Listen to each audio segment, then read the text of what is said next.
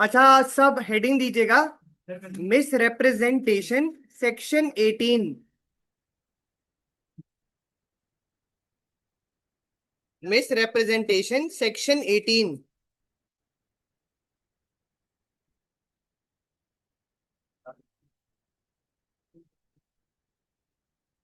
अच्छा, हमने last class के अंदर फ्रॉड वाला टॉपिक करा था।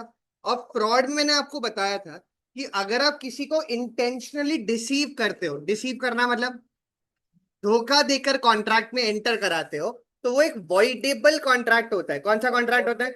वॉइडेबल। आज हम लोग बात करने वाले हैं मिस रिप्रेजेंटेशन के बारे में। किसके बारे में?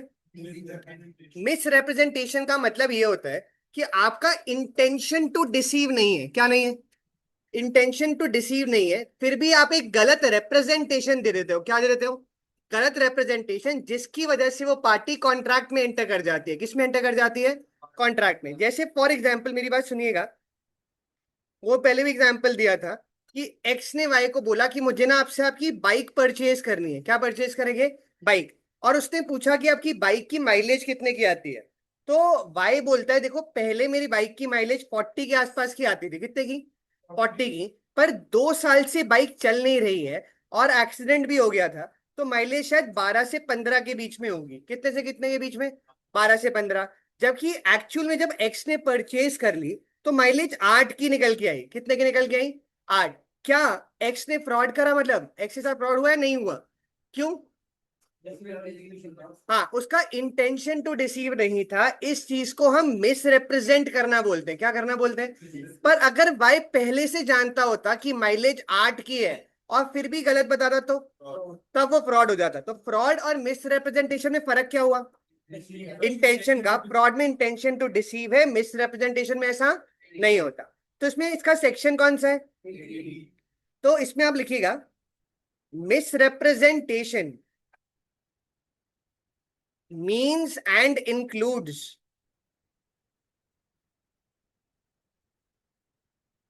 Miss representation means and includes.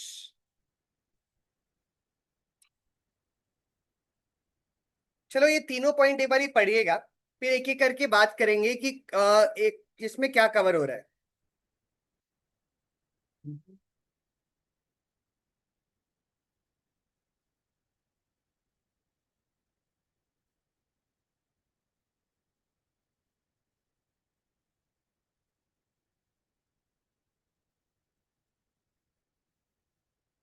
थोड़ी लैंग्वेज इधर टेक्निकल होगी हल्की सी।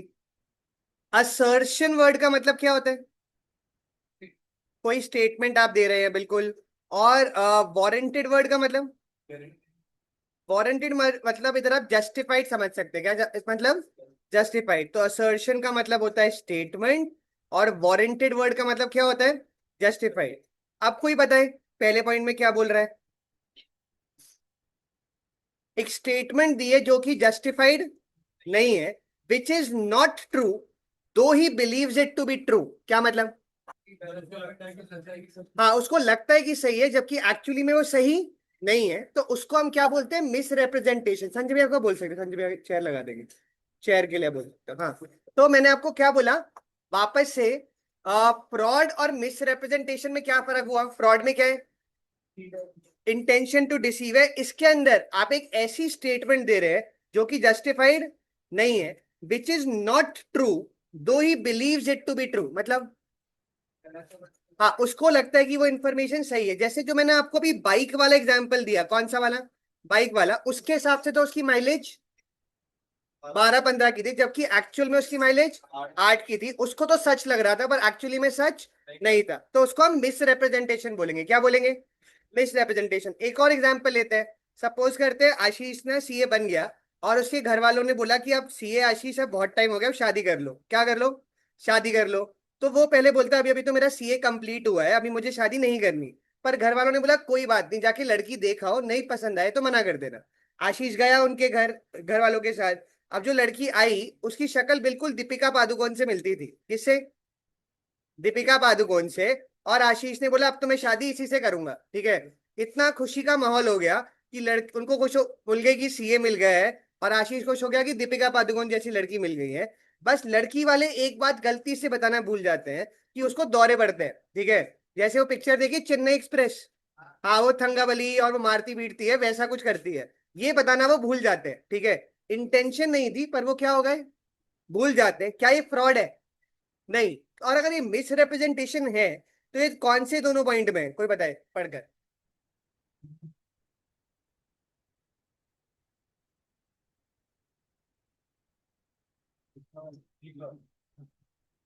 सी थर्ड वाला क्यों? क्योंकि आप इनोसेंटली एक पार्टी को मिस्टेक करवा रहे हैं। अगर आशीष को ये बात पहले पता होती तो क्या वो शादी करता?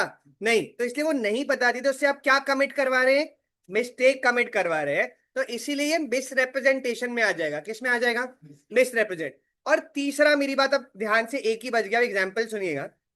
सपोज करते हैं एक पर्सन के पास एक ही बिल्डिंग में दो आइडेंटिकल फ्लैट्स हैं। क्या है? आइडेंटिकल फ्लैट्स हैं। फर्स्ट फ्लैट का जो रेट है वो 5 करोड़ रुपए का है। कितने का? 5 करोड़ का। और दूसरे फ्लैट का जो रेट है वो 5 करोड़ प्लस 20,000 पर मंथ की मेंटेनेंस है। इसका क्या मतलब, मेंटेनेंस क्या होता है?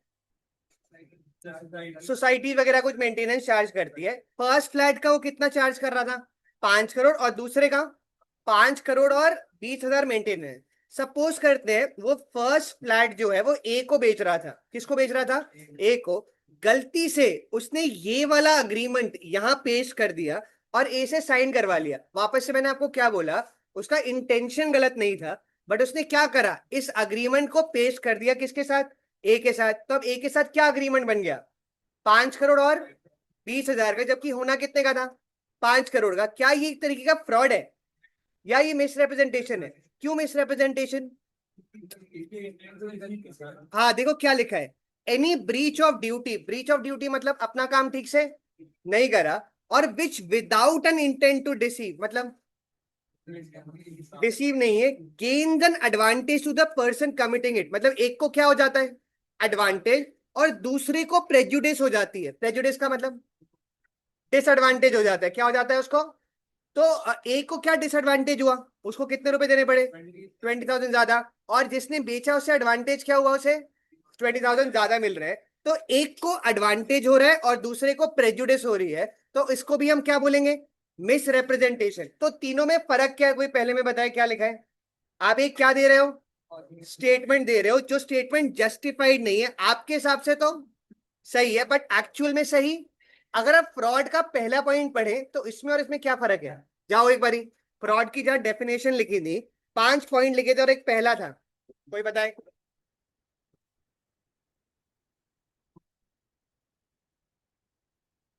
इसमें कुछ था, the suggestion as to a fact, क्या लिखा है? Which is not true. और उसमें आगे क्या लिखा है? उसको पता था कि वो चीज सच।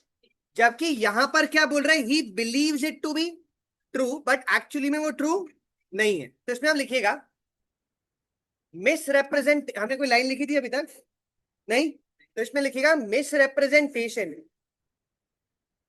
Means and includes.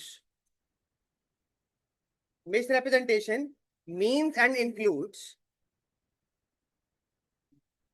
फर्स्ट लिखिएगा the positive assertion.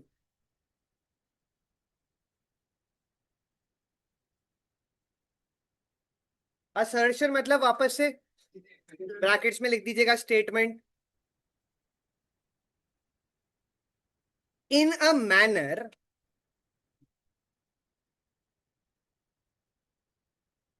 Not warranted. Warranted मतलब justified by the information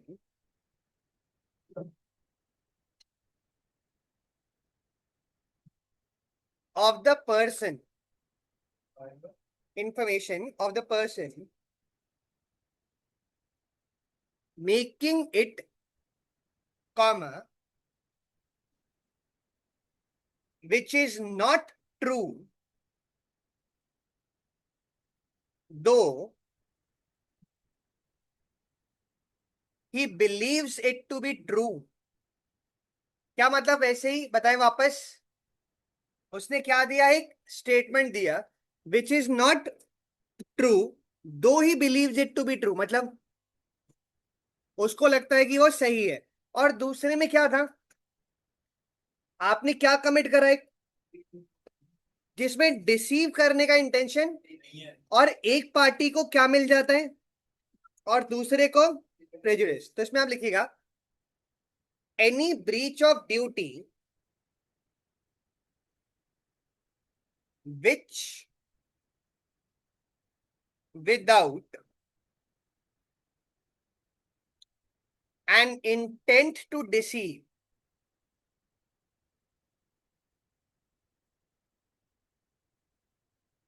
gains an advantage to the person committing it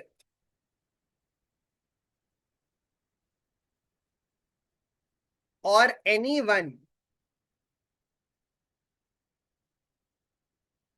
claiming under him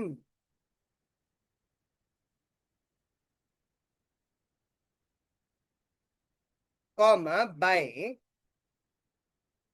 misleading another to his prejudice, prejudice मतलब disadvantage, or anyone claiming under him। तो वापस इस point में क्या था कि एक पार्टी क्या कमिट कर रही है, ब्रीच ऑफ ड्यूटी कर रही है, जिसकी वजह से एक पार्टी को क्या मिल रहा है, एडवांटेज, और दूसरे को डिसएडवांटेज हो रहा है। और उसका इंटेंशन टू डिसीव था या नहीं था, नहीं था। और तीसरे पॉइंट में कोई बताए क्या लिखा है, आप किसी को इनोसेंटली एक मिस्टेक कमिट करने में वो कर रहे हैं, तो ये भी किसमें कवर हो जाएगा, मिस रिप्रेजेंटेशन। ये लिख दीजिएगा।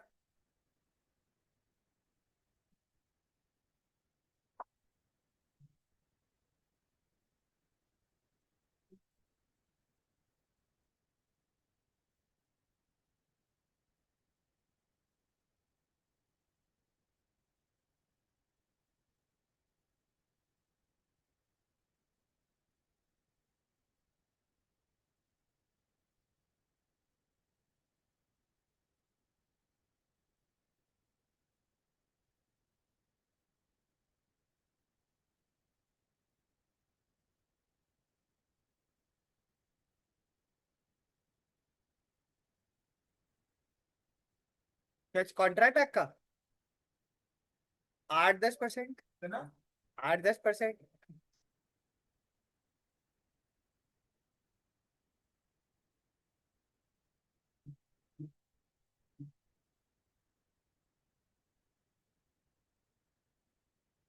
नहीं 8-10 तो नहीं, थोड़ा इतना भी नहीं, 15 मान लो। हाँ जी। अब उसके बाद आप अगली हेडिंग दीजिएगा, effect of misrepresentation, effect of misrepresentation. वो लिख रहे थे,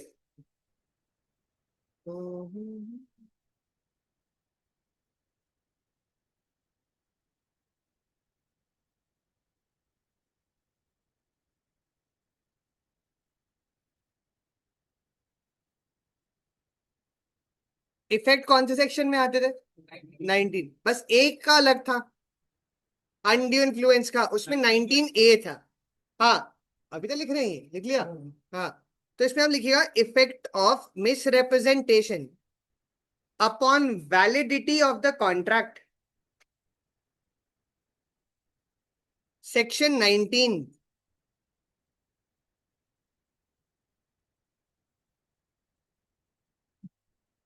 चलो देखें क्या आपको याद है या नहीं। ऐसे कॉन्ट्रैक्ट्स क्या होते हैं, वॉइडेबल होते हैं। क्या होते हैं कॉन्ट्रैक्ट्स, वॉइडेबल। और क्या था, फ्रॉड में भी था कि वो कॉन्ट्रैक्ट रिसाइंड कर सकता है। अगर आप देखिए फ्रॉड के इफेक्ट्स में भी था कि वो कॉन्ट्रैक्ट क्या कर पाएगा, रिसाइंड। और मिस रिप्रेजेंटेशन में क्या कर सकता है, rescind. But he can not sue for damages, किसके लिए केस नहीं डाल सकता? जबकि फ्रॉड में क्या था? तो इसमें आप लिखिएगा, when consent to an agreement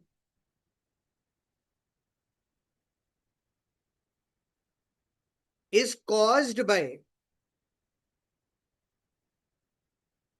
misrepresentation, then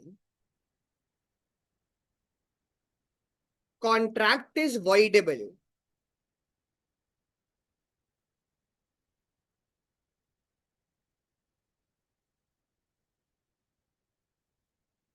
at the option of the party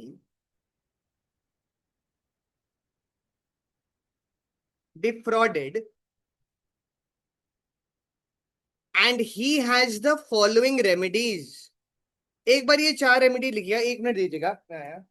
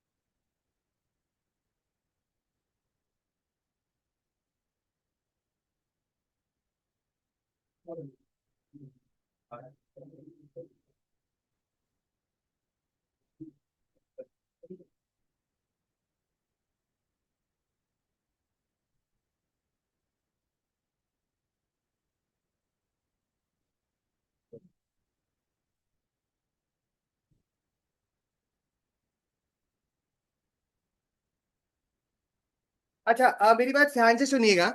मैंने आपको क्या बताया था मिस रिप्रेजेंटेशन के अंदर, कि वो एक तो कॉन्ट्रैक्ट को रिसाइन कर सकता है, किसमें?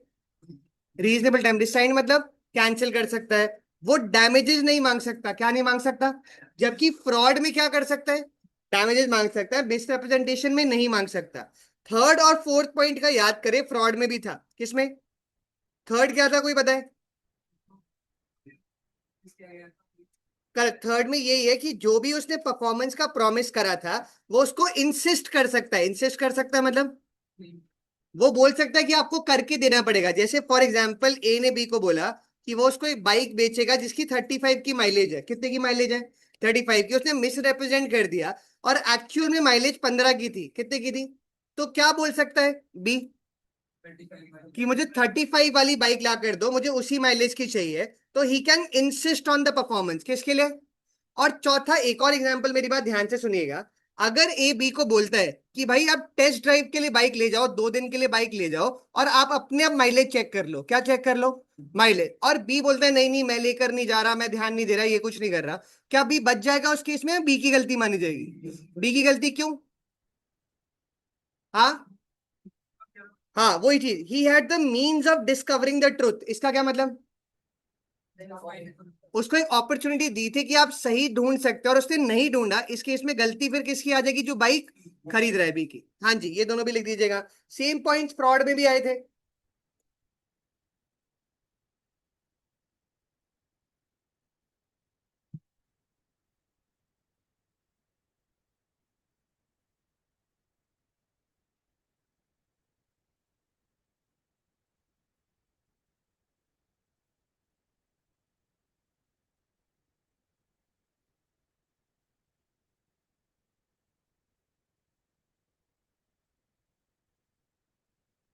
कौन सा सेक्शन है? 19, इफेक्ट्स 19 में है। किसमें है? 19 के अंदर। कोई बता सकता है शुरू से लेकर 19 तक के सेक्शंस? हाँ, चलो बता दो सारे। हाँ। हम्म।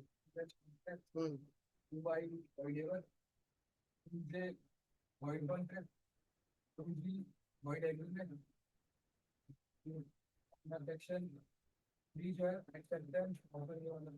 कौन सा मतलब? कम्युनिकेशन। हाँ। हम्म। रेवोकेशन 4 में था, 5 में था? हाँ। कम्युनिकेशन व्हेन कंप्लीट 4 में। हाँ।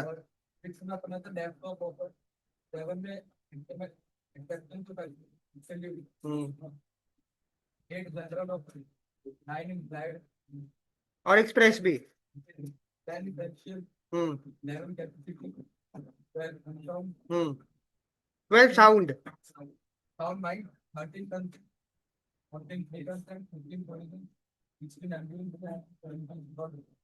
क्या बात है भाई, तालियां बजनी चाहिए, इसको याद है। हाँ। Very nice. और कोई है? नहीं? अच्छा। हाँ जी। तो उसके बाद अगला आप एक हेडिंग दीजिएगा, मिस्टेक। अगली हेडिंग आप दीजिएगा मिस्टेक। लिख रहे थे?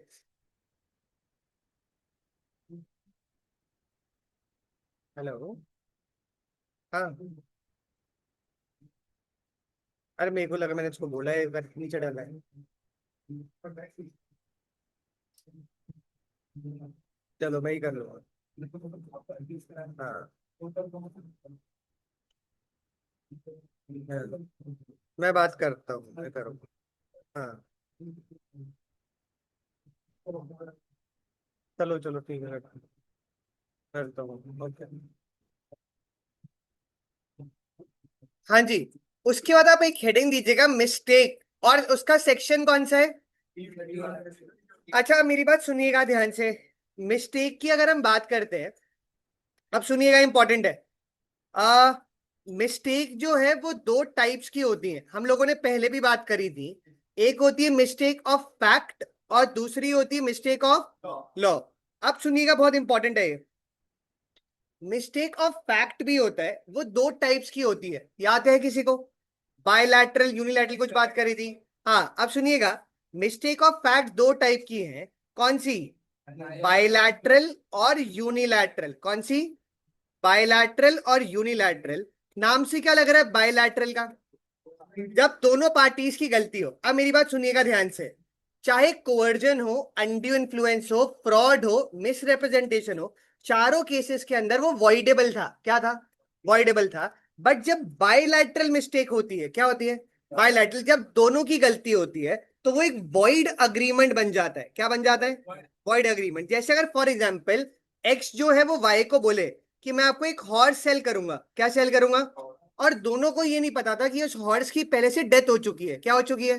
डेथ हुई हुई है। क्या ये मिस्टेक है दोनों की? चेक करना चाहिए था, नहीं करना चाहिए था? एक की गलती है, दोनों की गलती? तो ये बायलैटरल मिस्टेक है। क्या है? और उस केस में अग्रीमेंट क्या हो जाएगा? वॉइड अग्रीमेंट हो जाएगा। क्या हो जाएगा? वॉइड। और यूनिलैटरल का मतलब होता है किसी एक की गलती है, और वो सिचुएशन टू सिचुएशन डिपेंड करता है। वो वॉइड भी हो सकता है, वो वॉइडेबल भी हो सकता है। क्या हो सकता है? और वो वैलिड भी हो सकता है। क्या हो सकता है? अच्छा, एक चीज बताओ, किसी ने कोई सामान कालका जी में मंगवाया, कहाँ मंगवाया, और गलती से कोई आदमी गोविंदपुरी ले आया। किधर ले आया सामान? गोविंदपुरी। क्या इतनी छोटी सी गलती के लिए लॉ बोलेगा कॉन्ट्रैक्ट कैंसिल कर दो? या लॉ बोलेगा जो छोटे मोटे डैमेजेस है वो देकर कंप्लीट करो? छोटे मोटे डैमेजेस मतलब उसको बोलेगा भाई जो आने जाने का खर्चा था गोविंदपुरी से कालका जी का वो भर दो, बाकी सारा कॉन्ट्रैक्ट वैलिड रहेगा। क्या रहेगा? वैलिड। ऐसे ही सपोज करते हैं आपने ना डाइकिन के एसी मंगवाए। किसके एसी मंगवाए? और वो सैमसंग के एसी ले आया। अब हाँ, आप रिप्लेस कर भी सकते हो और एक्सेप्ट करना चाहो, कर सकते हो। आपने डाइकिन के एसी मंगाया और वो फ्रिज ले आया। अब आप दरवाजा खोल के ठंडी हवा तो लेने नहीं वाले उसके अंदर, तो उस केस में वो वॉइड हो जाएगा। क्या हो जाएगा? वॉइड हो जाएगा। तो वापस से यूनिलैटरल सिचुएशन पे डिपेंड करता है। वो वॉइड भी हो सकता है, वॉइडेबल भी हो सकता है, और वैलिड भी हो सकता है। तो वापस से मिस्टेक दो टाइप की, एक मिस्टेक ऑफ फैक्ट और एक mistake of law. Mistake of fact में दो कौन से, बायलैटरल यूनिलैटरल। बायलैटरल क्या होता है, जब दोनों की गलती हो, यूनिलैटरल जब किसी एक की गलती हो। अब मिस्टेक ऑफ लॉ भी मेरी बात ध्यान से सुनिएगा, दो टाइप की होती है। एक होती है फॉरेन लॉ, कौन सा, और एक होता है इंडियन लॉ। कौन से लॉ की मिस्टेक। अब इंडियन लॉ की मिस्टेक को मिस्टेक नहीं मानते, क्योंकि 18 साल के ऊपर वाले को क्या अज्यूम करा जाता है कि आपको लॉ आता है, आप मेजर हो और साथ में आपको लॉ आता है। आप ये बोलकर कभी नहीं बच सकते कि मुझे लॉ नहीं आता। बट क्या हमें फ्रांस जर्मनी इन सब का लॉ आता है, नहीं आता। तो इसीलिए फॉरेन लॉ की मिस्टेक को, किस लॉ की मिस्टेक को, इसको हम मिस्टेक ऑफ फैक्ट मानते हैं। क्या मानते हैं, मिस्टेक ऑफ फैक्ट। वापस से ध्यान से, मिस्टेक ऑफ लॉ कितने टाइप की है, दो। कौन सी, foreign law, Indian law. Indian law की मिस्टेक नहीं मानी जाती, और फॉरेन लॉ की मिस्टेक को क्या मानते हैं, मिस्टेक ऑफ फैक्ट। चलो देखते हैं इस एग्जांपल में आप क्या बताते हैं। सपोज एक्स और वाई ने मिलकर एक कॉन्ट्रैक्ट करा कि वो लोग जर्मनी में जाके इंडियन चॉकलेट सेल करेंगे। क्या सेल करेंगे, इंडियन चॉकलेट्स हम उनको सेल करेंगे। कहां पर जाकर, जर्मनी में जाकर। अच्छा, अब मेरी बात ध्यान से, उनको ये नहीं पता था कि जर्मनी में इंडियन चॉकलेट्स बैंड है। क्या है, बैंड है। क्या ये इंडियन लॉ की मिस्टेक है, फॉरेन लॉ की, फॉरेन लॉ की। इसको क्या मानेंगे, और दोनों की गलती है, एक की गलती है। दोनों को नहीं पता था कि वहां लॉ में क्या हो रखा है, मना कर रखा है। तो वो क्या बन जाएगी, एक बायलैटरल, और उस केस में अग्रीमेंट वॉइड हो जाएगा। क्या हो जाएगा, और अगर कुछ ऐसा हो जिसमें एक की गलती है तो वैलिड हो सकता है, वॉइडेबल भी हो सकता है, और वॉइड। वापस से मैंने क्या बोला, मिस्टेक ऑफ फॉरेन लॉ को, कौन सी मिस्टेक को, फॉरेन लॉ को क्या ट्रीट करेंगे, और अगर वो उसमें दोनों की गलती है तो उसे क्या माना जाएगा, बायलैटरल, और वो वॉइड एग्रीमेंट बन जाएगा। और एक की गलती है तो वैलिड भी हो सकता है, वॉइड भी हो सकता है, और वॉइडेबल। बायलैटरल का सेक्शन याद है किसी को, हाँ सेक्शन कौन सा, 20। यूनिलैटरल का और मिस्टेक ऑफ लॉ का, हाँ जी ये बना दीजिएगा, 22, 21। ये नीचे एग्जाम्पल मत बनाना, ये बनाने की जरूरत नहीं है।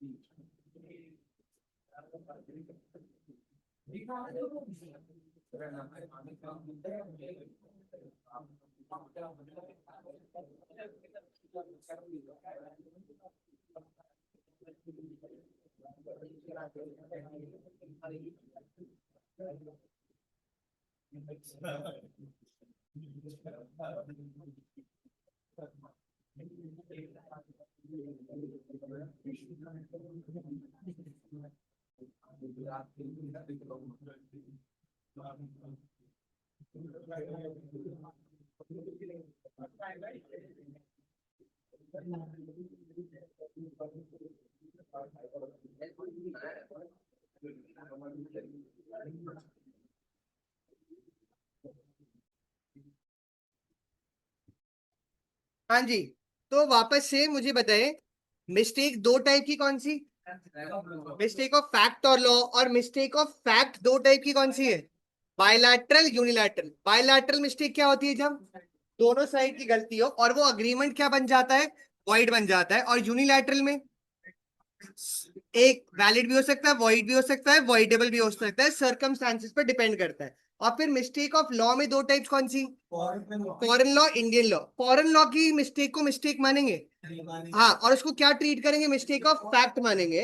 और अगर दोनों की गलती है फॉरेन लॉ में तो बायलैटरल हो जाएगा, और एक की गलती है तो यूनिलैटरल। और मिस्टेक ऑफ इंडियन लॉ, उसको मिस्टेक हम नहीं मानते, और उसके लिए एक रूल होता है। चलो देखते हैं इसका क्या मतलब, बताते हो।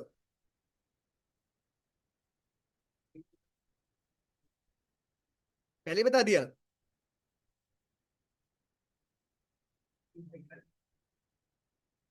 हाँ जी, इसका क्या मतलब, कोई बताए? अरे, इसका मतलब होता है ignorance of law is no excuse. क्या नहीं बोल सकते आप? कि मुझे लॉ नहीं पता। ये इंडियन लॉ के नीचे लिख दीजिएगा। ये लैटिन में है, दोनों। हाँ, ignorantia juris non excusat. Ignorance of law is no, ये पहले भी मैंने लिखवाया ना? नहीं, खैर संजय भैया को बोल दिया।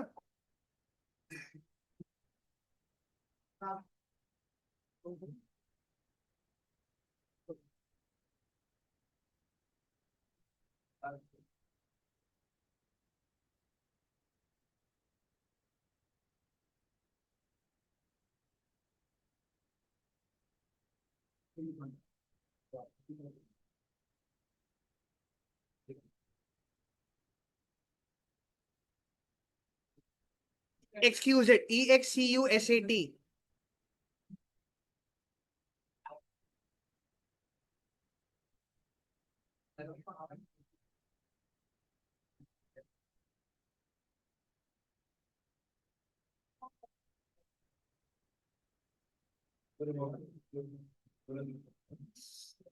लिख दिया।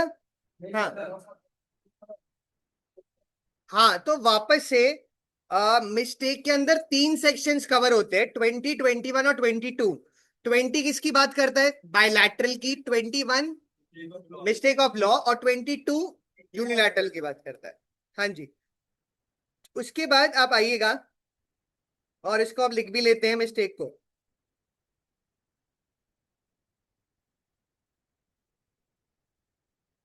हाँ जी, तो इसमें आप लिखिएगा फर्स्ट पॉइंट में, mistake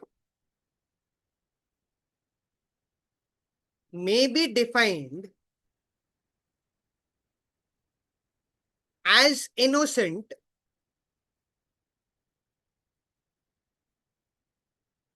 or erroneous belief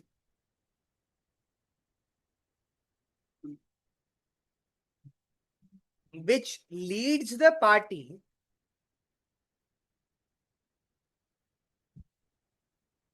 to misunderstand the other, which leads the party to misunderstand the other, जिसकी वजह से पार्टीज में क्या आ जाती है? मिसअंडरस्टैंडिंग आ जाती है, उसको हम मिस्टेक बोलते हैं। क्या बोलते हैं? मिस्टेक। अगले पॉइंट में आप लिखिएगा, mistake can be of two types.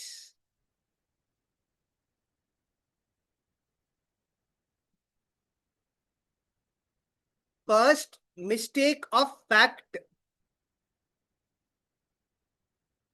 कितने टाइप्स की है? दो। पहला क्या? मिस्टेक ऑफ फैक्ट, और सेकंड मिस्टेक ऑफ लॉ। लिख दीजिएगा, first mistake of fact, second mistake of law. अब एक्सप्लेन करेंगे उसके बाद। फिर उसके बाद आप हेडिंग दीजिएगा मिस्टेक ऑफ फैक्ट।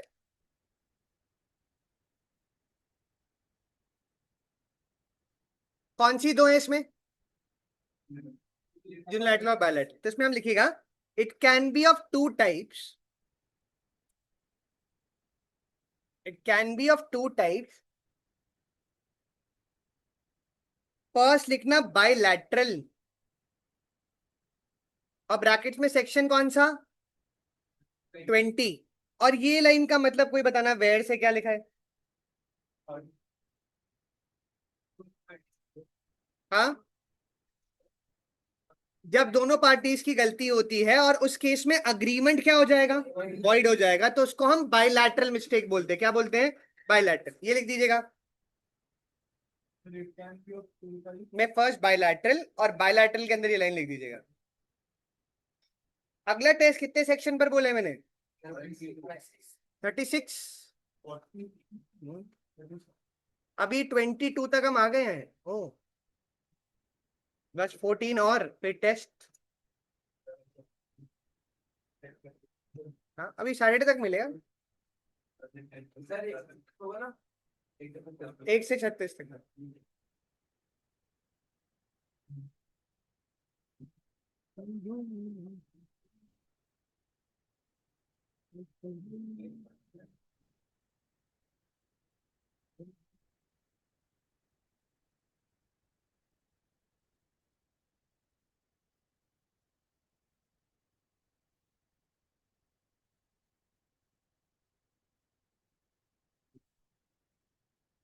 लिख दिया। तो अग्रीमेंट क्या हो जाता है? वॉइड हो जाता है। अच्छा, ये एग्जाम्पल में कोई मुझे बताना कि क्या लिखा है। शायद हमने पहले भी बात करी इस एग्जाम्पल की।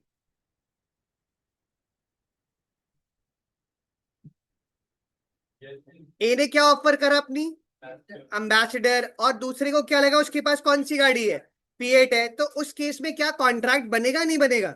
दोनों पार्टीज की मिस्टेक है, क्या है? और उस केस में अग्रीमेंट क्या हो जाएगा, वॉइड हो जाएगा। ये एग्जाम्पल लिख दीजिएगा। अब तो एम्बेसडर आती है। हाँ, उसका कुछ फेस लिफ्ट आ रहा था, पता नहीं, कुछ सुनने में आ रहा था। नहीं, सुनने में आया था फेस लिफ्ट आएगा, फिएट।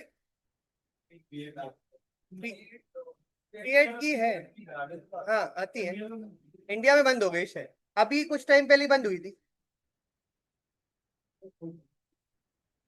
जो पहले की फिएट होती थी उसमें गियर ना स्टेयरिंग के उधर होता था।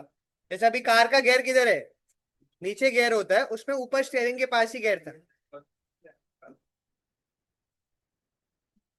अब तो ऑटोमेटिक आती है, तो मर्सिडीज वगैरह सब ऑटोमेटिक ही करते रहो। हाँ, पर वो अलग टाइप का था, वो अलग से ऐसे गियर अलग था।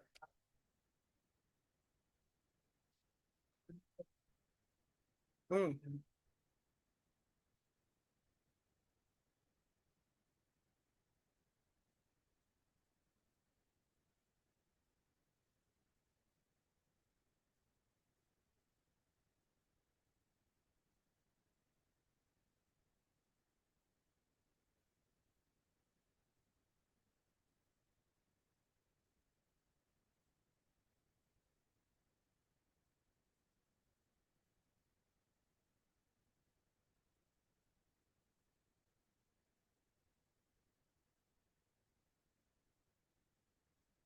हाँ, तो बायलैटरल मिस्टेक क्या था, जब दोनों parties were at a mistake, और उस केस में अग्रीमेंट क्या हो जाता है, वॉइड हो जाता है, उसकी कोई लीगल वैलिडिटी नहीं है। सेकंड टाइप कौन सा, यूनिलैटरल, तो आप सेकंड लिखिएगा यूनिलैटरल। और सेक्शन कौन सा, 22। इसमें आप लिखिएगा यूनिलैटरल में, where one of the parties is at a mistake, where one of the parties is at a mistake,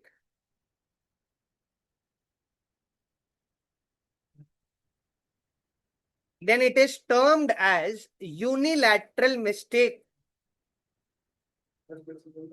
क्या लिखा था, where one of the parties is at a mistake, it is termed as a unilateral mistake। Second type कौन सी थी, पहले हमने mistake of fact की बात करी, अब अगला लिखिएगा मिस्टेक ऑफ लॉ, और उसका सेक्शन 21। और उसमें आप लिखिएगा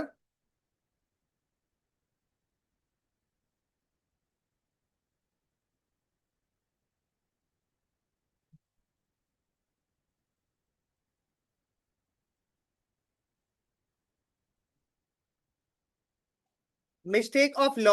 इसमें देखिएगा, आप पहले आप लिखिएगा मिस्टेक ऑफ फॉरेन लॉ।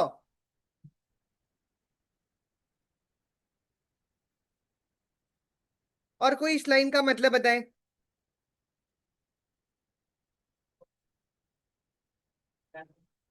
उसको कैसे माना जाता है, मिस्टेक ऑफ फैक्ट माना जाता है, ये लिख दीजिएगा लाइन।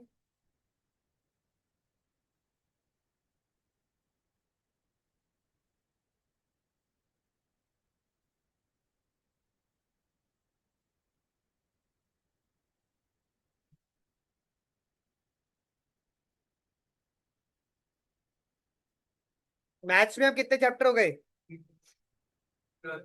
तीसरा, वो एक क्या अब दो, तीसरा टेस्ट भी रखवाते हैं उसका आज। अच्छा, ओके।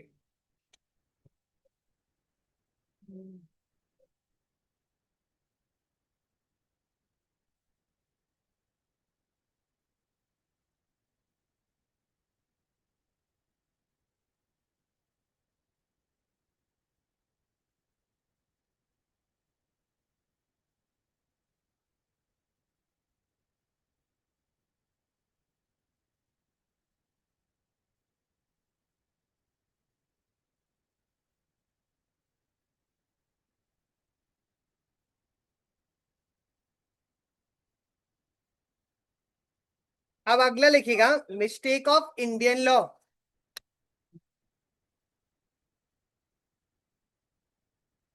इसमें अब लिखिएगा the mistake of Indian law does not make a contract void, does not make the contract void, as one cannot take excuse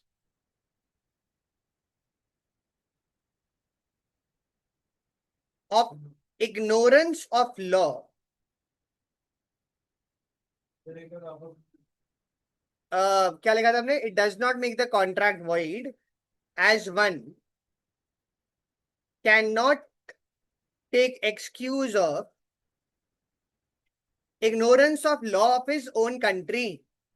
क्या कोई नहीं बोल सकता कि मुझे लॉ आता ही नहीं है, ये बोलकर आप बच नहीं सकते? हाँ जी। पर क्या हमें बाहर की कंट्रीज के लॉ आते हैं?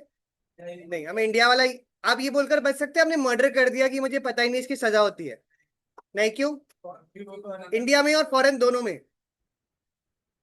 कहीं पर भी नहीं बोल सकते, तो बड़ी बात है, मर्डर की सजा तो हर जगह ही होगी। हाँ, इंडिया में बच सकते हो कैसे? पैसे देगा? इतना भी आसान नहीं है। हाँ, इतना भी आसान नहीं है। अनसाउंड माइंड का बोलकर बच सकते हो, पर पूरा टेस्ट होगा, ऐसे नहीं होता कि आपकी बात मान लेंगे सीधा ही। हाँ, थोड़ी तो करनी पड़ेगी, थोड़ी तो करनी पड़ेगी। हाँ जी। अगला हेडिंग, ये आपका फ्री कंसेंट खत्म हो गया। अब आप अगली हेडिंग दीजिएगा, legality of object and consideration.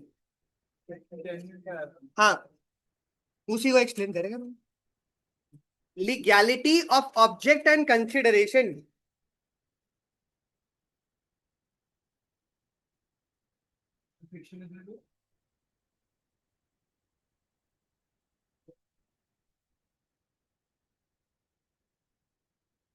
अच्छा, मेरी बात ध्यान से सुनिएगा।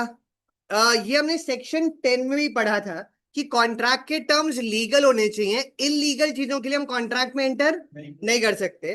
और लॉ में ये बोला गया कि हर अग्रीमेंट को, हर कॉन्ट्रैक्ट को हम लॉफुल मानेंगे। क्या मानेंगे? लॉफुल, अनलेस, जब तक ये सारी चीजें ना हो जाए। हाँ जी, एक बार पढ़ के देखिएगा, फिर कुछ एग्जाम्पल लेते हैं। अगर ये सारी चीजें हुई तो हम उसको इलीगल मानेंगे, अदरवाइज वो हमेशा क्या माना जाएगा? अग्रीमेंट लॉफुल माना जाएगा। क्या माना जाएगा? लॉफुल। पढ़ लिया? अच्छा, पहला क्या लिखा है? इट इज, इसका क्या मतलब? फॉरबिडन बाय लॉ का। हाँ, अगर फॉर एग्जाम्पल शौर्या की पहले शादी हो रखी है, ठीक है, और उसने सपोज एक्स से शादी हुई हुई है, उसके बाद वो ना राखी सावंत से बात करता है कि मैं आपसे भी शादी कर लूंगा, क्या ये अग्रीमेंट वैलिड होगा? लॉफुल है अनलॉफुल है? अनलॉफुल क्यों? हाँ, हाँ, हिंदू लॉ में इट इज फॉरबिडन। फॉरबिडन मतलब लॉ ने इस चीज को मना कर रखा है, तो आप इस चीज के लिए कॉन्ट्रैक्ट में एंटर। सिमिलरली अगर हम बात करें कि भव्या ने किसी से लिकर खरीदने की बात करी, क्या खरीदने की? लिकर क्या होता है? दारू। जिसके पास लाइसेंस नहीं था लिकर बेचने का, उससे बात कर ली। अब क्या ये लॉफुल या अनलॉफुल? अनलॉफुल। लॉ ने इसको फॉरबिड करा हुआ है। क्या करा हुआ है? फॉरबिड। फॉरबिड का मतलब लॉ ने उसको मना करा हुआ है। सिमिलरली अगर आप किसी ऐसे अग्रीमेंट में एंटर करते हो which defeats the provisions of law, मतलब आप लॉ को हराने के लिए किसी अग्रीमेंट में एंटर करने की बात करते हो, तो वो भी अनलॉफुल हो जाएगा। क्या हो जाएगा?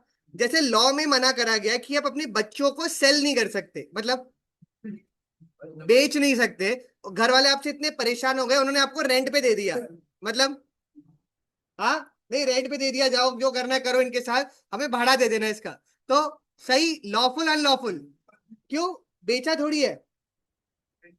हाँ, तो रेंट पे देना एक तरीके से क्या हो रहा है? लॉ को डिफीट करने की बात हो रही है। क्या करने की बात हो रही है? कि लॉ में तो टेक्निकली मना क्या करा था? सेल करने के लिए, पर आप घुमाकर उसको रेंट पर दे रहे हो, तो वो भी अनलॉफुल ही होगा। क्या होगा?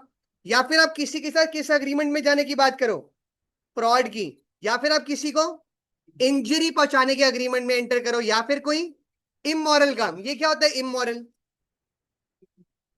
हाँ, immoral. For example, Saurabh sir जाते हैं और करीना कपूर के पास जाते हैं और उसको बोलते हैं जब तुम्हारे हस्बैंड की डेथ हो जाएगी तो मैं तुमसे शादी कर लूंगा। ठीक है, वापस से मैंने क्या बोला, करीना कपूर को जाकर क्या बोला, हस्बैंड की डेथ हो जाएगी, अगले दिन मैं तुमसे शादी करने के लिए तैयार हूं। क्या ये चीज मॉरल है या इमोरल है? इमोरल का मतलब क्या हुआ इधर? हाँ, सोसाइटी की वैल्यूज के खिलाफ। हाँ, हाँ, जो चीज बिल्कुल, और एक तरीके से हम ये बोल सकते हैं हम मॉरली गलत काम करें सोसाइटी की वैल्यूज के खिलाफ। किसके खिलाफ? तो वो भी अनलॉफुल मानी जाएगी। क्या मानी जाएगी? अनलॉफुल। और अगर हम पब्लिक वेलफेयर के अगेंस्ट काम करें, किसके खिलाफ काम करें, तो भी उसको अनलॉफुल माना जाता है। क्या माना जाता है? अनलॉफुल। तो फर्स्ट लाइन में क्या लिखा है? हर अग्रीमेंट क्या होगा? लॉफुल अनलेस, जब तक क्या ना हो जाए, ये सब चीजें ना हो जाए। तो इसमें हम लिखिएगा द कंसिडरेशन और ऑब्जेक्ट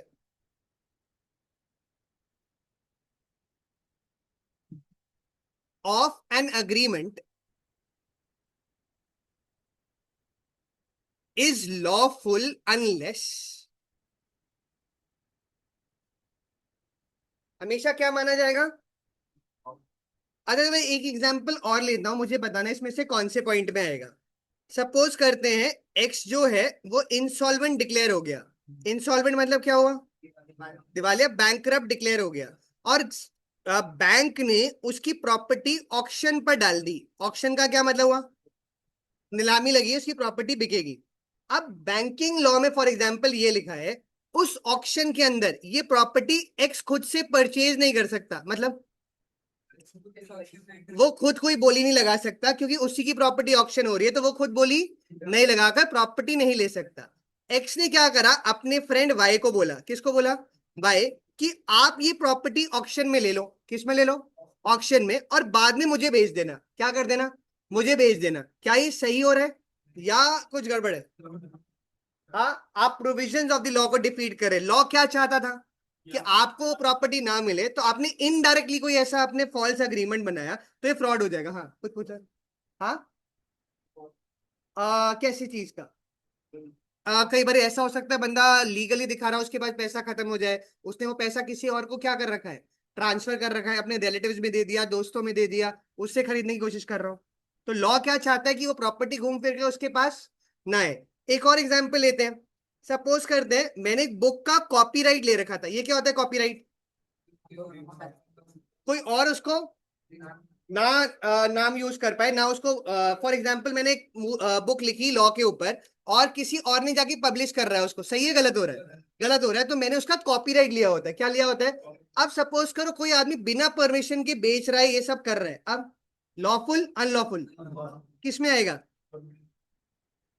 इसमें आएगा। इसकी वजह से क्या हो रहा है, किसी को आप इंजरी कर रहे हो, उसके कॉपीराइट के राइट्स है। किसके राइट्स है? इंजरी का मतलब सिर्फ फिजिकल इंजरी नहीं होता। क्या नहीं होता? हाँ, वो फिजिकल इंजरी नहीं है। अच्छा जी, आइएगा, लिखिएगा हमने कहां तक लिखा था, अनलेस, और ये पॉइंट लिख दीजिएगा। एलियन एनिमी के साथ ट्रेड कर रहे हैं, वो किस में आएगा? हाँ, वो आता है जिसमें हम किसके खिलाफ हैं? पब्लिक पॉलिसी, पब्लिक वेलफेयर के अगेंस्ट काम कर रहे हैं।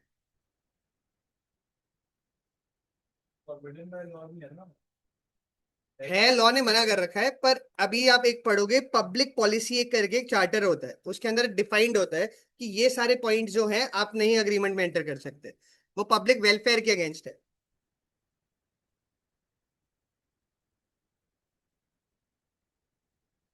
लिकर मिल जाती है बिना लाइसेंस के? हाँ, तो ऐसे बोल रहे हैं जैसे सब पी रहे हैं। पता कहाँ कहाँ मिल रही है? ब्लैक में? तो तभी तो लेट नहीं हुए आने में। हाँ, हाँ, मेट्रो।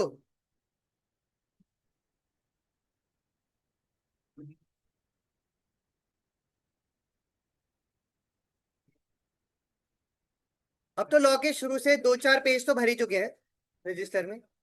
ज्यादा हो गए? कल तक आधा पेज था, अब दो चार तो हो ही गए होंगे, है ना? 5.3 बस।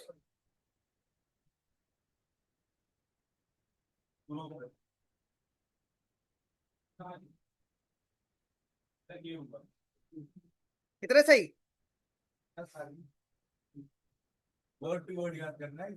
नहीं, वर्ड टू वर्ड नहीं, अगर आप 60-70% भी याद कर लो लैंग्वेज बहुत है।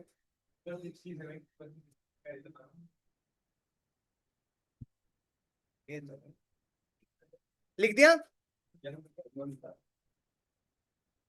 अभी वाला टेस्ट तो बहुत इजी था। हाँ, इतना इजी पेपर वहां नहीं आएगा, वो आपको अगले में पता चल जाएगा।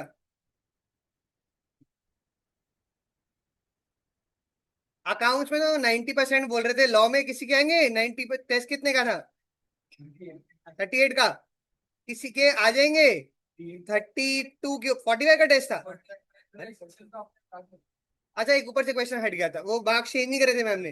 अच्छा, 38 मार्क्स का था, किसके आ जाएंगे 32 के ऊपर? 32 एंड अबव? कोई भी नहीं। हाँ, 25 आ जाएंगे, 25 आ जाएंगे। अच्छा, किसके आएंगे पक्का? दक्ष भी आ रहे हैं 32 के ऊपर। कितने आ जाएंगे?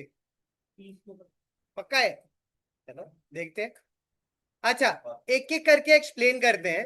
और अब पहला लिखिएगा, फॉरबिडन, हेडिंग दीजिएगा, व्हेन कंसिडरेशन और object is forbidden by law. अब उनको एक्सप्लेन करेंगे एक एक पॉइंट को। व्हेन कंसिडरेशन और object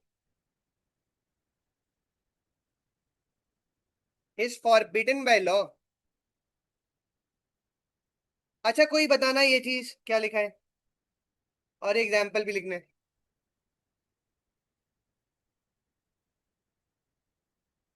punishable under any statute मतलब होता है कोई एक्ट के अगेंस्ट, किसके अंदर? किसी एक्ट के, या फिर those which are prohibited by regulations और ऑर्डर, मतलब सरकार ने कोई ऑर्डर पास करा है, उसके अगेंस्ट जाकर आप काम कर रहे हो, तो उसको हम क्या बोलेंगे? It is forbidden by law. और ऐसे अग्रीमेंट लॉफुल होंगे या अनलॉफुल होंगे? अनलॉफुल। एग्जाम्पल में देखिए क्या लिखा है, Abhishek already married and has 4 children, enters into an agreement with Rakhi Sawant to marry her. Such an agreement is void. ये लिख दीजिएगा और एग्जाम्पल दे दीजिएगा। एग्जाम में मत लिखा ना राखी सावंत, बॉबी डार्लिंग और ये सब। ए और बी वो चलता है।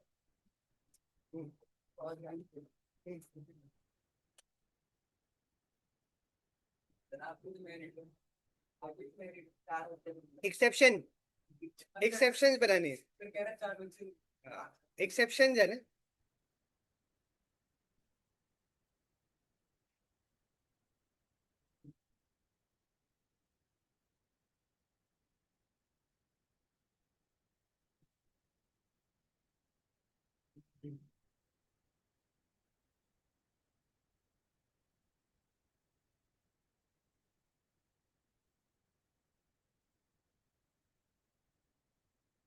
रोहित सर ने अपना नहीं बता रखा ना, गर्लफ्रेंड वगैरह का बताया हुआ है? बता रखा है? ये नहीं बताइए, अभी है। अच्छा, नहीं कोई लाजपत नगर के आसपास रहता हो तो वो सर दिख जाते हैं वहां पर। कोई रहता है लाजपत नगर के आसपास? हाँ सर, अभी ध्यान देना।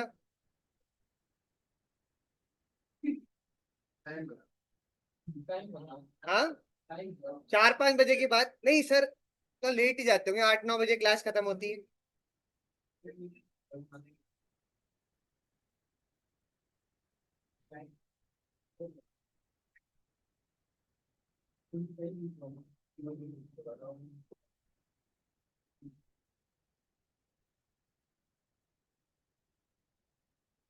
लिख दिया।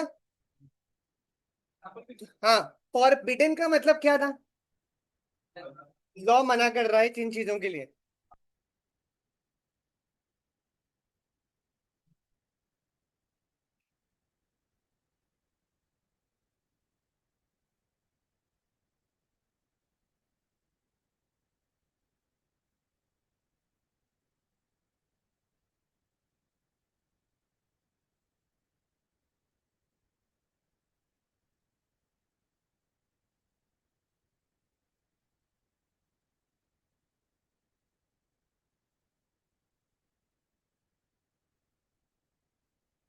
लिख दिया।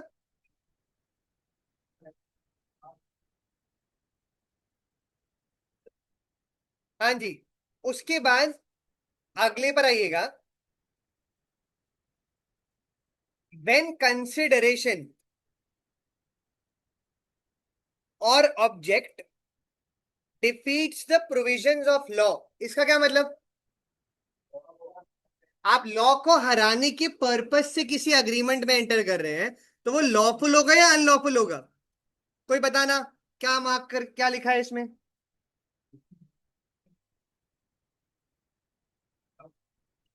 अगर पार्टी का इंटेंशन क्या है, लॉ को डिफीट करने का, the court will not enforce it, मतलब कोर्ट उसको वैलिड नहीं मानेंगे। और एग्जाम्पल में क्या है?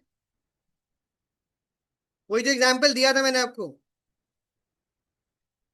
हाँ, रेंट पे देने के लिए बच्चों को, तो ये लॉफुल होगा अनलॉफुल होगा? अनलॉफुल। एग्जाम्पल भी लिख दीजिएगा। हाँ, वाह, वो तो फिर तो ह्यूमन ट्रैफिकिंग हो जाएगी। क्या होता है ह्यूमन ट्रैफिकिंग? लोगों को खरीदना बेचना। पिक्चर भी आई थी इसके ऊपर अभी, मर्दानी 3। हाँ, उस टाइम पर वो उन्होंने रूमर भी फैला दिया था बच्चे गायब हो रहे हैं। हाँ, अब वो कहाँ प्रूव होगा? इन लोगों ने स्टार्ट करा वो रूमर।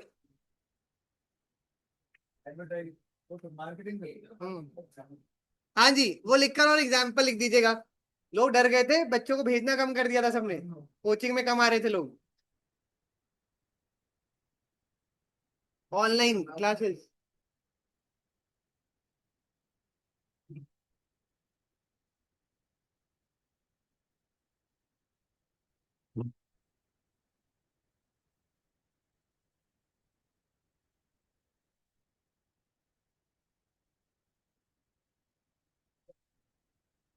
अब हम सेक्शन 23 तक आ चुके। बढ़ता जा रहा है सिलेबस।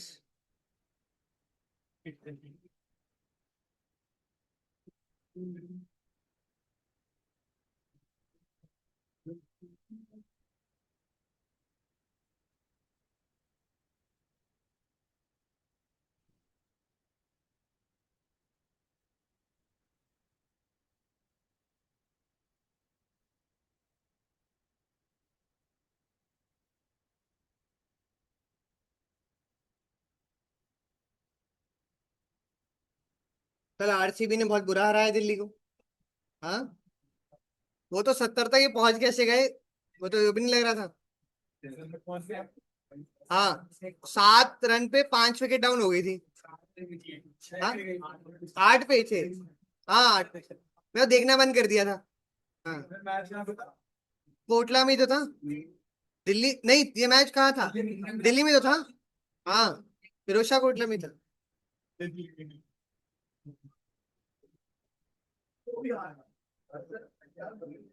हाँ, लिख दिया। थर्ड पॉइंट पर आइएगा। थर्ड क्या था उसके बाद? Where it is fraudulent. अच्छा, मेरा एग्जाम्पल ध्यान से सुनिएगा। सपोज करते हैं विशाल सर का एक फैक्ट्री है। सपोज दिल्ली में एक फैक्ट्री है।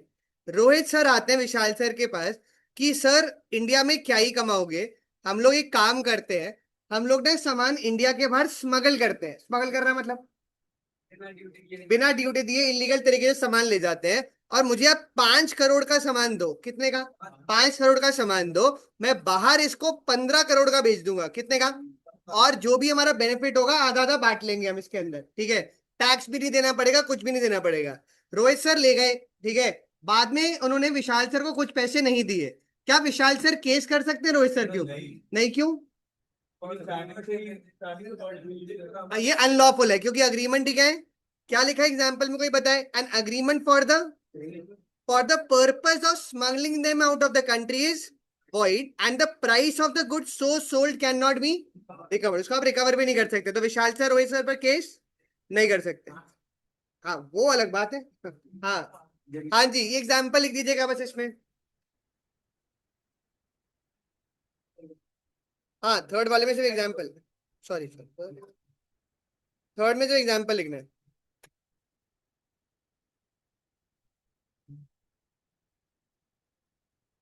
स्मगलिंग होती है वैसे या कम? बहुत ज्यादा। खासकर दुबई वगैरह से गोल्ड लेकर आते हैं लोग। हाँ, गोल्ड। बहुत ज्यादा स्मगलिंग होती है। एक अभी एक सीरीज भी आई है उसके ऊपर, तस्करी।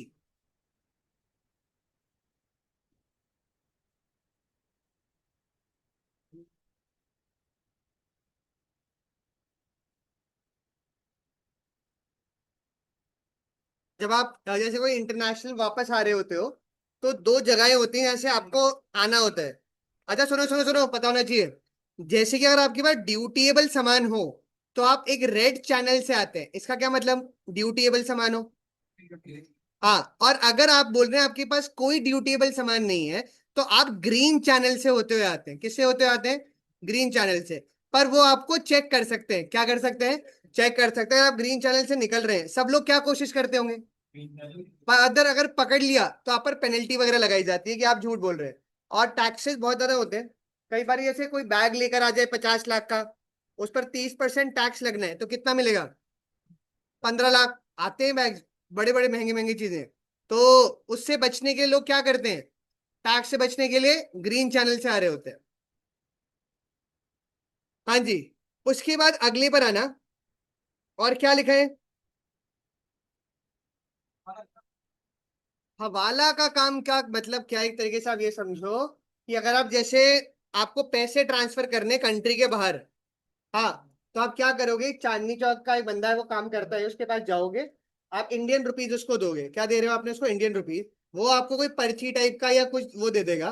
और दुबई में आप वो शो कर दो किसी को, वो वहां पर आपको उसमें कन्वर्ट कर कर दे देगा। तो आपको डायरेक्टली पैसा लेकर जाना नहीं पड़ा। तो गवर्नमेंट को पता है इसके बारे में?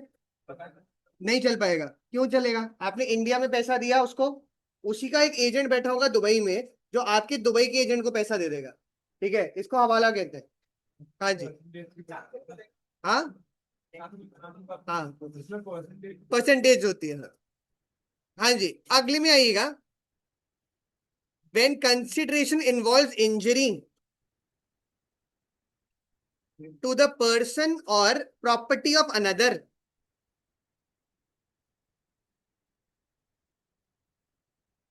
तो इसमें आप लिखिएगा, द टर्म इंजरी मीन्स,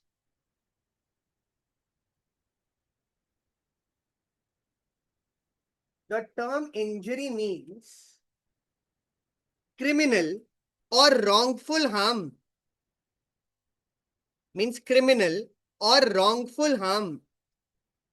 और इसमें दो एग्जाम्पल्स हैं, कोई मुझे बताएं क्या बोल रहे हैं। एक तो मैंने आपको आज बताया ही है। अगर किसी ने क्या ले रखा हो और आप कॉपीराइट के अगेंस्ट जाकर उसकी बुक्स बिना उससे पूछे आप सेल आउट कर रहे हैं, लॉफुल अनलॉफुल होगा? अनलॉफुल। आपने एक ऑथर का नाम सुना है, चेतन भगत? नहीं सुना? ये ना नॉवल लिखता है और उसकी बेसिस पर मूवीज बन जाती हैं। क्या बन जाती हैं? तो क्या उससे परमिशन लेनी होती होगी या नहीं? हाँ, लेनी पड़ती है। बिना परमिशन के आप ऐसे मूवी नहीं बना सकते। ये अनलॉफुल हो जाता है। क्या हो जाता है? आपने 3 इडियट देखी है? वो इसी की नॉवल पर बेस्ड है। नॉवल का नाम है 5 पॉइंट समवन। क्या है नॉवल का नाम? तो उन्होंने क्या परमिशन ली होगी उससे या नहीं ली होगी? और अगर बिना परमिशन के ऐसा करा तो वो केस कर सकता है, अनलॉफुल है। बस उस नॉवल में और मूवी में एक फर्क था। नॉवल में वो बच्चा फेल होता था, मतलब लास्ट आता था। और मूवी में क्या दिखाया आमिर खान के रोल को? क्यों फर्स्ट आता है। पिक्चर में थोड़ा सा चेंज कर दिया। हाफ। हाँ, रियल नॉवल थोड़ी ज्यादा थी। ठीक है। क्यों? अगर इतनी मजे कर रहे हो तो फर्स्ट आना बहुत टफ है। पर पिक्चर में क्या दिखा दिया? हाँ, यही तीन दोस्त ऐसे ही सारा सब कुछ सेम था। हाफ गर्लफ्रेंड देखी है? वो भी उसी की नॉवल पर बेस्ड है। काई पोचे। हाँ, काई पोच सुशांत सिंह राजपूत की है। वो सब भी चेतन भगत की नॉवल पर बेस्ड है। क्या वो उससे परमिशन लेते होंगे? जैसे अर्जुन रेड्डी एक मूवी है साउथ में, उसके ऊपर कबीर सिंह बनी। क्या उसके कॉपीराइट का परमिशन लिया होगा? अगर बिना उसके करा तो अनलॉफुल। हाँ, उसने बनाया था पर प्रोड्यूसर हिंदी में शायद अलग था। एक फिर तमिल में भी, उसमें भी बनी थी तमिल के अंदर, वहां पर भी 3 पिक्चरें बनी हैं। हाँ हाँ, इतना एक्सपर्ट है पिक्चरों का तो ये। हाँ, ये एग्जाम्पल लिख दीजिएगा। और दूसरा कोई, हाँ दोनों। दूसरा एग्जाम्पल में क्या है? स्लाइड नीचे करनी है। हाँ जी, कोई एग्जाम्पल टू का मतलब बता दे पहले, फिर लिखेंगे। हाँ, एक ने न्यूज़पेपर की एडिटर को बोला कि आप एक डेफेमेटरी आर्टिकल लिखे, किसके लिए, कि अभय का अफेयर किससे चल रहा है, बॉबी डार्लिंग से। ठीक है, ये लॉफुल है या अनलॉफुल है? अनलॉफुल है, कि आप किसी को डिफेम कर रहे हैं, क्या कर रहे हैं, डिफेम। हाँ, डेफेमेशन का केस हो जाएगा। ये दोनों एग्जाम्पल लिखने हैं।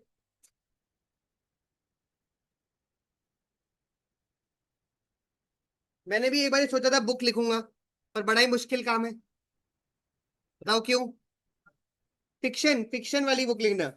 उसमें हाँ, नहीं नहीं, फिक्शन जैसे कि अपने आप कहानी बना दी, स्टोरी बनाकर अपने वो बुक लिख रहा है। पर वो बहुत ही मुश्किल काम है, बुक लिखना इसलिए मुश्किल है कि आपको हर चीज के बारे में नॉलेज बहुत ज्यादा चाहिए उसमें। अब जैसे अगर आप कोई भी कैरेक्टर को बेस कर रहे हैं, उसकी पूरी नॉलेज, पूरी बैक स्टडी, बहुत लंबा काम है ये।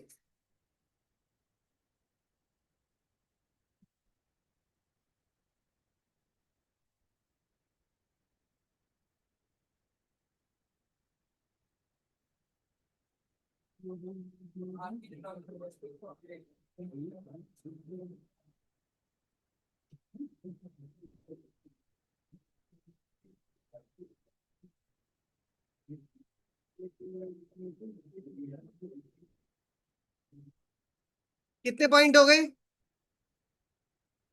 चार। पहला क्या था? Forbidden by law. दूसरा, defeats the provisions of the law. तीसरा, फ्रॉड्यूलेंट। और चौथा, इंजरी।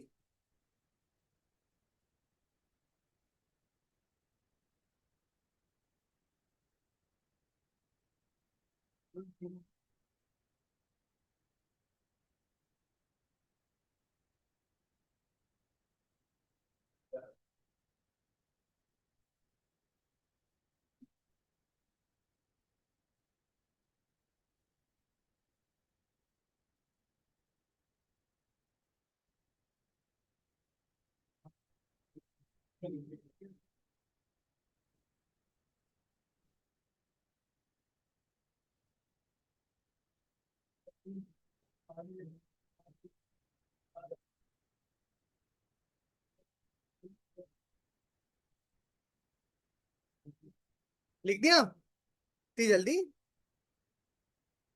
अगले पॉइंट पर आइएगा। हाँ, दोनों लिखने। हाँ, दोनों लिखने।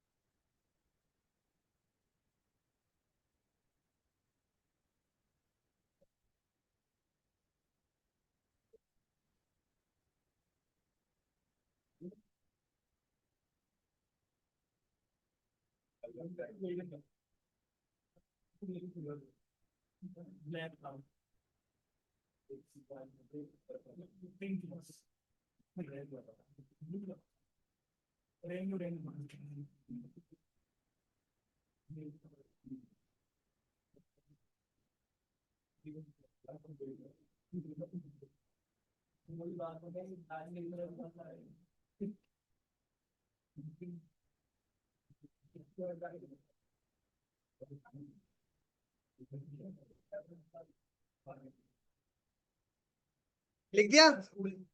चलो, आज यहीं तक का ही करना है वैसे, अगला हम अगली क्लास में करेंगे। Have a very very very good day.